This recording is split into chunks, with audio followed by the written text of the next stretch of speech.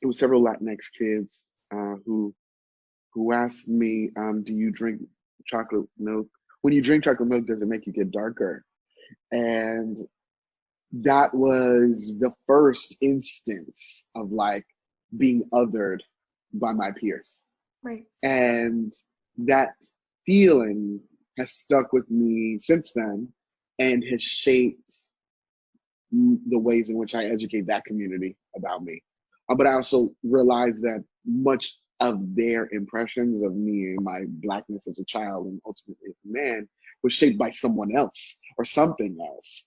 And I cannot take responsibility for those influences, nor is it my job.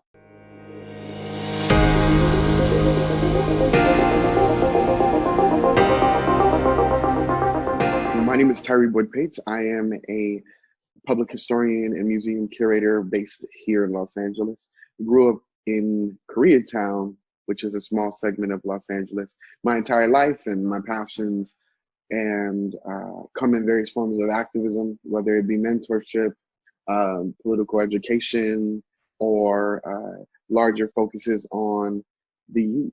And so that's what I do, and currently work at the Archer Museum in Griffith Park. Being a child of Koreatown, but also being an African American child in Koreatown was a very unique experience that continues to inform the work that I do and the communities that I engage with.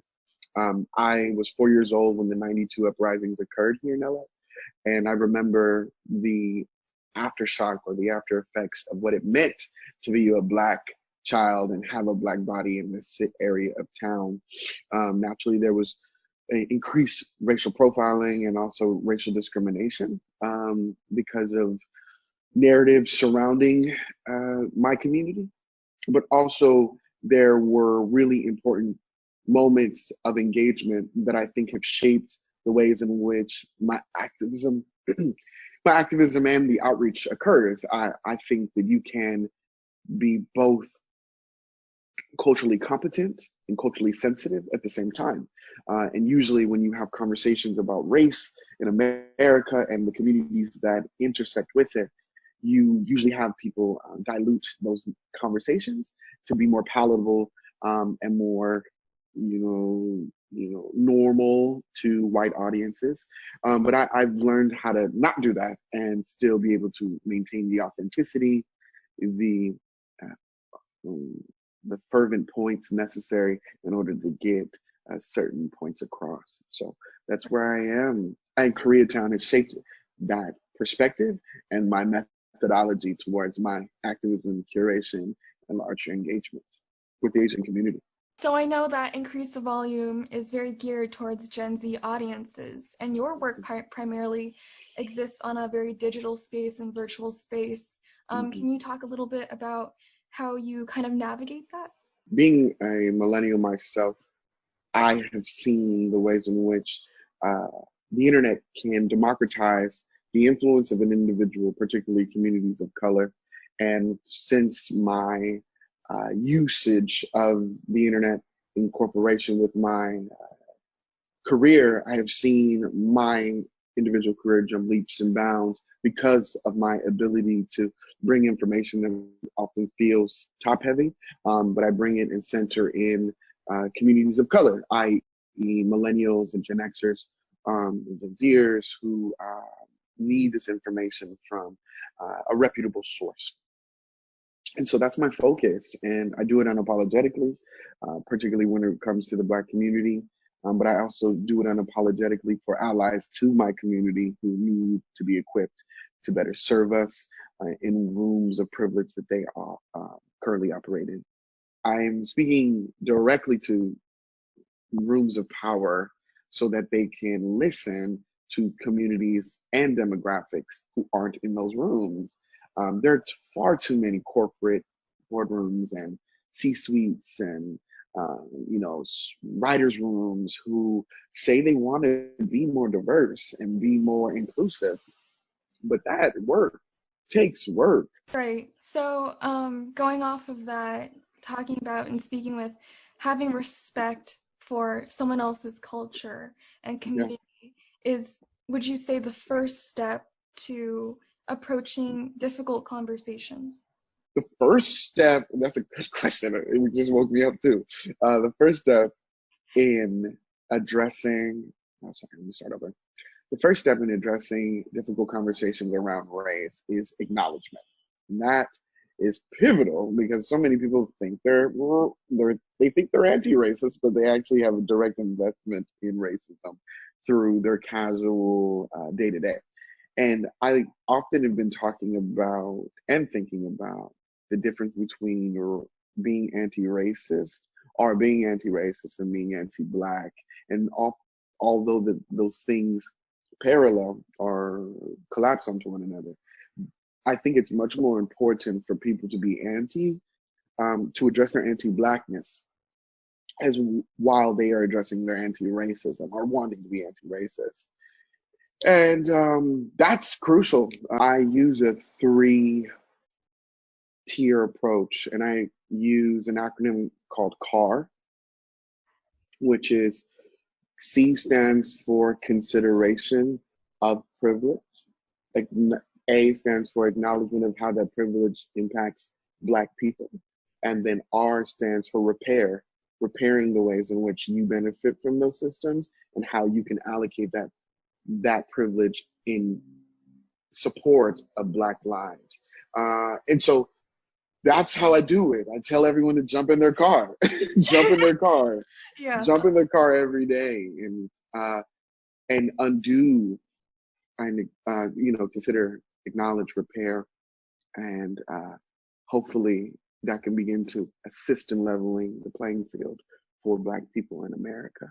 Several years ago, I gave a TED Talk called The Myth of Black Male Exceptionalism, which highlights how there can be one Black male who succeeds very similarly to myself, whether it be vocationally or academically, socially, can shine light and be, the exemplar. But with every exemplar, there's probably 9 other Black men who will never get the opportunity to speak or be provided the platform that one exceptional Black man has received. And I saw that occurring through my ascension in my career. And many would call it meteoric. But I realize now that while it might have been meteoric, there are Black men who are locked out of the museum field. There are Black men who are locked out of the art world. There are Black men who are locked out of academic rooms and the like, right? And just because I've made it doesn't mean that we've all made it. I wanted to talk a little bit about the event you curated, highlighting the importance of African-American women in silent race films. Yeah. Amazing, because not only is it like empowering females, but through film, but also kind of giving them the opportunity is the biggest thing. So can you explain a little bit of its significance for the Black community, and how we as modern day filmmakers can draw inspiration from that and put that into our own work today? I located a very rich piece of cinematic history, which was called race films in the early 1900s, that Black folks used the medium of cinema, particularly Oscar Micheaux and the Lincoln Motion Picture Company, to contend with Birth of a Nation by D.W. Griffith, which people should know, they filmed pieces of Birth of a Nation in Griffith Park.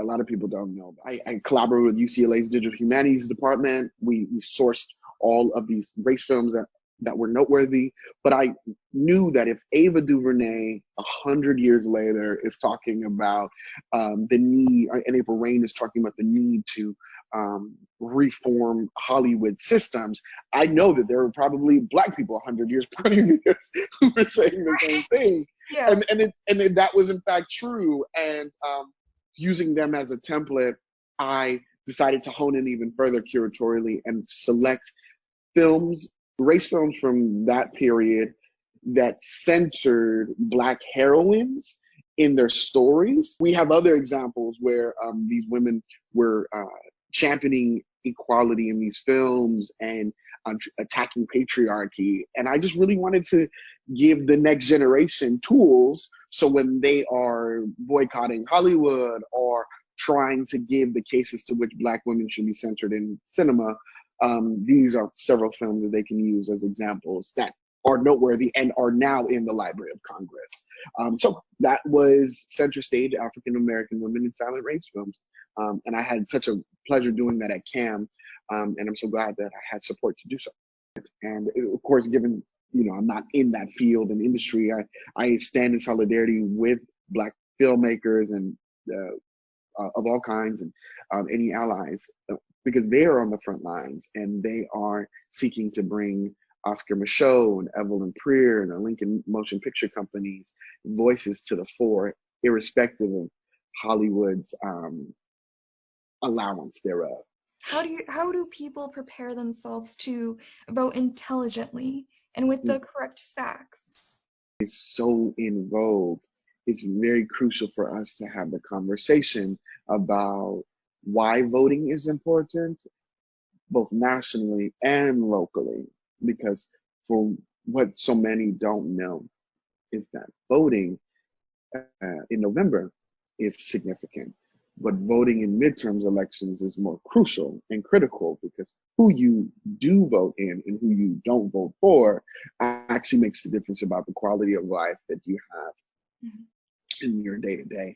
Because if we don't have folks who reflect us in the chambers and rooms of power, we are going to be in deeper trouble, and we're going to actually be right back here having this conversation in 10 to 15 years. And I'm saying this on panels and conversations. I'm not having this conversation in 10, 15 years.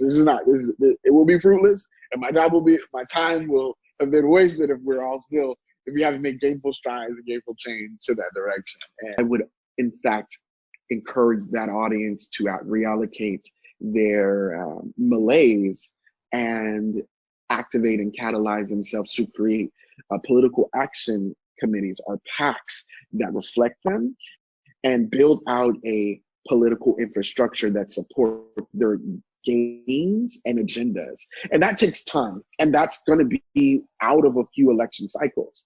But if that allocation towards political rehabilitation occurs, then I think that audience, particularly Black men, women, and children, can identify with a political candidate that not only reflects them on a phenotypical level, but also their political goals and agendas that can actually be expedient for their futures in this country. And those last words are educate, agitate, organize. Educate, agitate, organize. If this generation and subsequent generations follow that template, they can in fact affect change in ways in which previous generations could have only dreamed of. And I think my job in this role in larger movement for Black lives and civil rights is to be a historical voice to offer context for that generation. And I hope that the resources that I've provided, whether it be through exhibitions or digital advocacy by ways of my freedom papers that I've been distributing, can assist them in understanding this moment, but also altering the course of history and ultimately our futures for generations to come. And so that's my last words. And I hope that they can see and feel how right this moment is in creating change for us all tomorrow. Tyree, thank you so much for taking your time to Thank you talk to us even and give us a lot of hope for the future about the steps we can take. That's all I'm here for. Like, this is my job. This is what I do. This is my job. Right. Exactly. Yeah.